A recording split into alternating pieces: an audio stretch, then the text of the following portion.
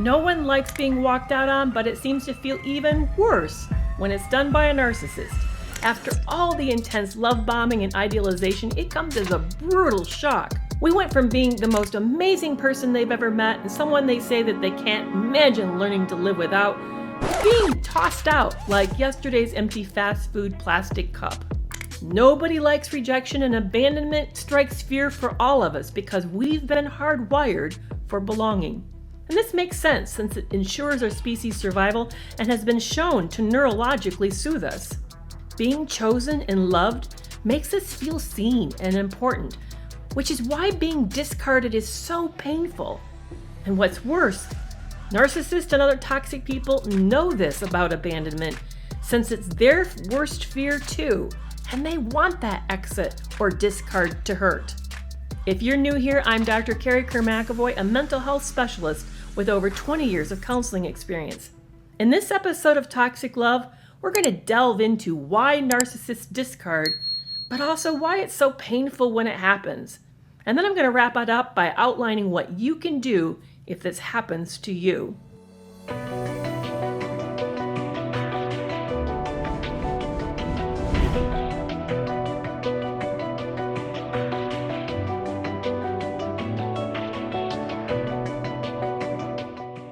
Narcissists are all about power and control, and their biggest priority is protecting their insecure ego and what they perceive to be their rights. Though it may be hard to believe, behind all that bluster and air of superiority is the fear of being found out as a fraud. To them, that feels like sure death, so they fiercely defend their territory. And there's no greater risk of exposure than being in an intimate relationship. Think about it. It makes sense why. Because they love the hunt. Getting someone to fall in love with them, that's an intoxicating rush. But once it becomes about maintaining the day-to-day relationship, they're in trouble. A healthy relationship requires communication and compromise, all the things that they're lousy at. And then there's no way they want any vulnerability, like you seeing them as they really are, because they don't want you to know when they're sick, tired, hungry, or emotionally distressed. That's a huge fear. Imagine getting you to fall in love is like a big rush, and then they have this huge post-Christmas letdown when it's all over. Because to them, they're kind of godlike. They think that this relationship is supposed to fix everything that's wrong and that they deserve it. So disappointed that it doesn't turn out that way, that relationships are ordinary, they turn on you in rage. Because now, in their mind, you're the one not good enough, not pretty enough, not strong enough, not doing enough. And they use this criticism to keep an emotional distance between you and them. Because now that you're in the relationship with them, you've become a threat, a danger, because you have the power to see through their facade, and that can't happen. So they keep you at arm's length and then ultimately get rid of you. Now, some toxic relationships move quickly through these phases of love bombing to devaluation to the discard, but others, it stays stuck in a chronic state of unhappiness.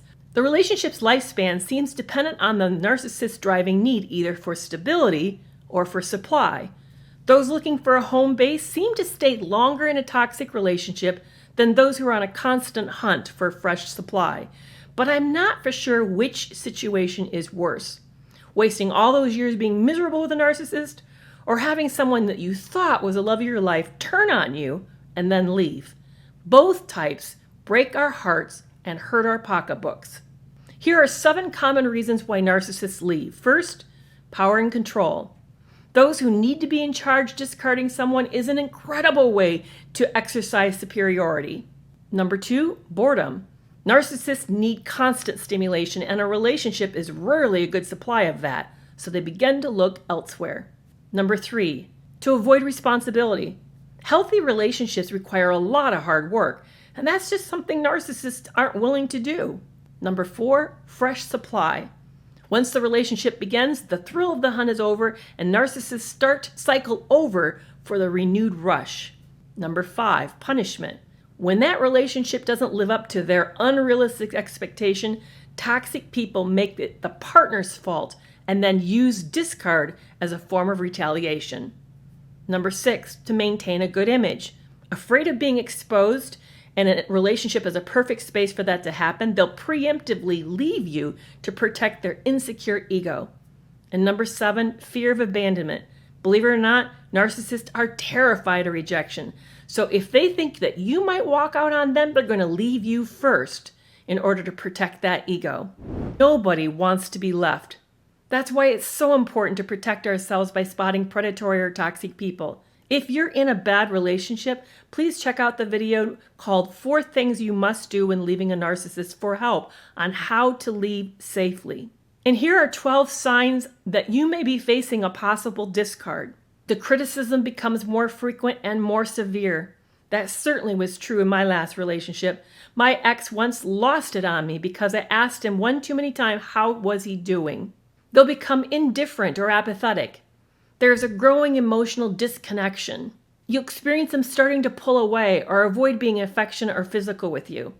My ex became sexually disinterested near the end of our relationship.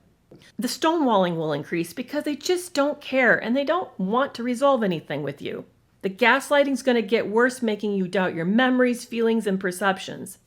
They may start to make less efforts to check in or seem distant or like they're not there when you're talking during a conversation. They might start to meet new people as if they're launching a new life without you, even hinting at maybe a new love interest. You might find yourself being unfavorably compared to other people, making you feel like you're just not enough. You'll find that they may start making plans that don't include you. Mine actually decided to take a new job without telling me that he was no longer interested in being partner in our joint venture. They might start hiding money, making large purchases, or moving assets without your input, all in anticipation of leaving. Tension between the two of you may grow as they stop making efforts.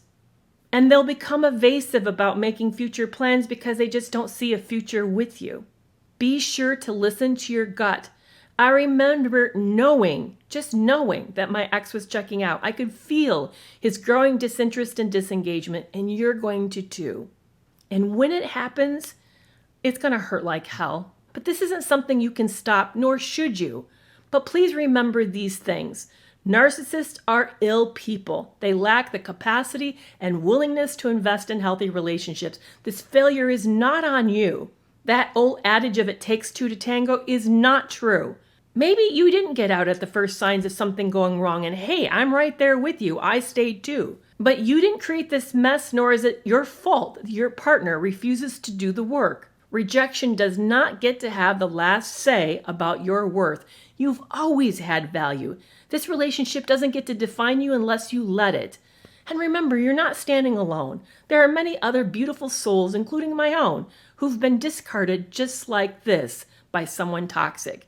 And I'm going to tell you, there's no way I'm going to let that person have the final say over telling me who I am and what my value is, and neither should you. You also weren't left for someone better, just someone new. This new person isn't getting a better version of your ex, they're actually getting someone worse because your ex has had a chance to practice on you.